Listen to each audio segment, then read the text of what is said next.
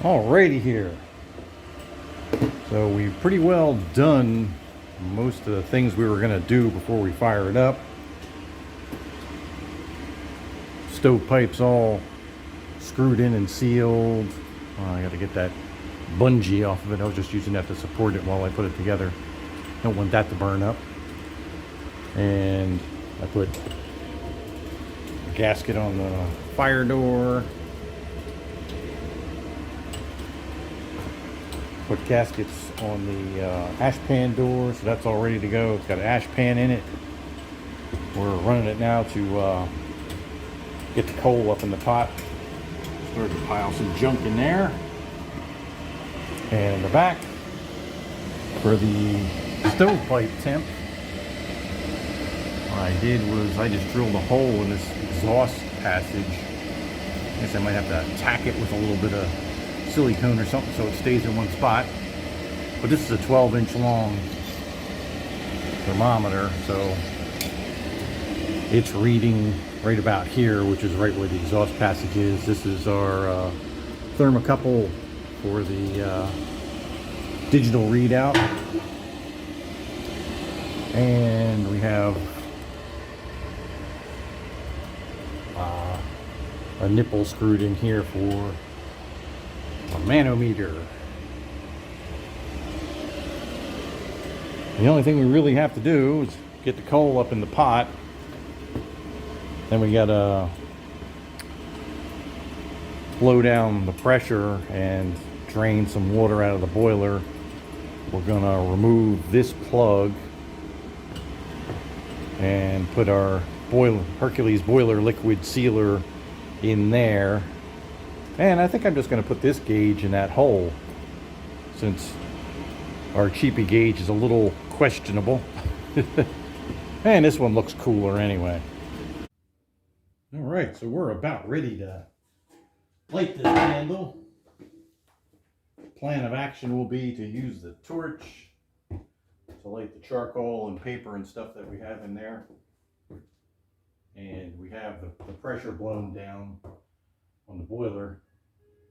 So once we light the fire, we'll continue to shake up the boiler liquid because it has to be shook well and kept at over 140 degrees for a couple days.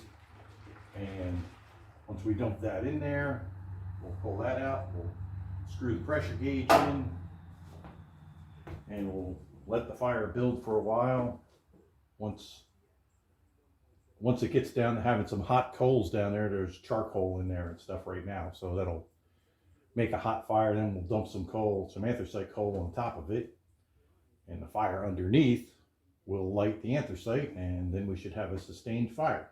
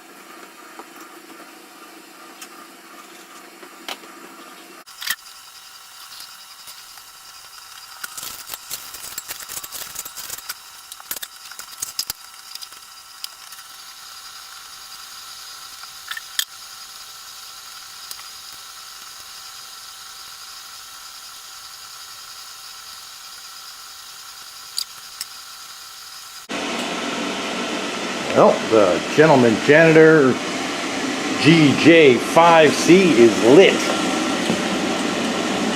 Still building up the fire in the pot. That's what it looks like in there as it's going. I threw some pea coal on top of it because that was sitting out here. I've been trying to dig rice coal out of the bin. You can see the one steam cross tube, the big triangular tube set at an angle, so the water gets hot and flows from one side to the other. That helps it heat up quicker, and the baffle plates in the back, and all the other wonderful Gentleman Janitor stuff that make them great boilers.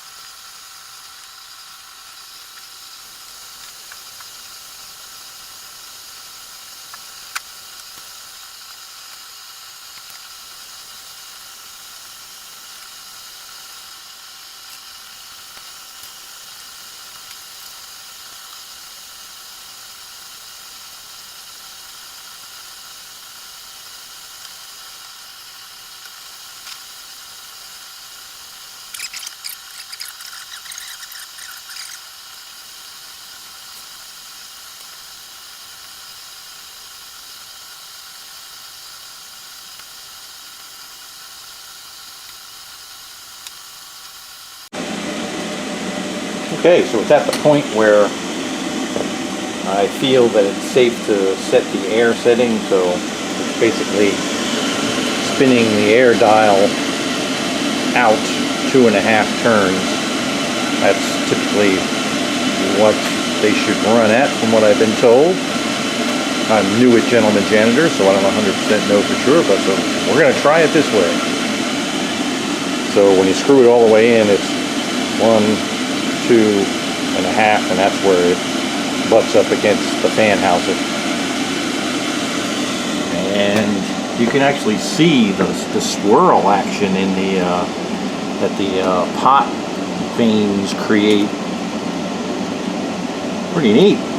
Doesn't look like any of the EFMs that I had in Gentleman Janitors. This is a little different.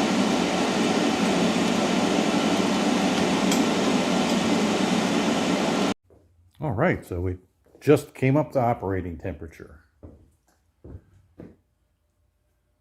So it's set for, boiler temperature set for 165 with 5-degree hysteresis, which means it's going to drive it up to 170 degrees and kick on at 160 degrees.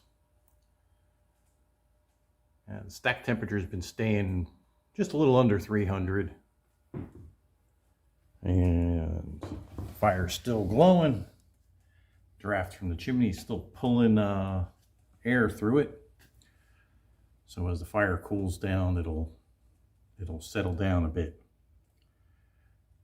And we're doing good on draft. We had about minus 0.04 when we got the full fire. It's a little higher than that now. And there's our side stack temperature. Looks like it's dropped down to 200 now. It's been off for, I don't know, 2 minutes. So what we're doing right now is, since we have the boiler liquid in there, we need to keep it well above 140 degrees. And I have it isolated from the house with that valve off. So this pump is on. This pump just pumps water through the monstrous radiator over there and back to the boiler. So we'll leave that run like that until tomorrow. And then we will shut down the Van Wert in the basement and use this to heat the house in the domestic hot water.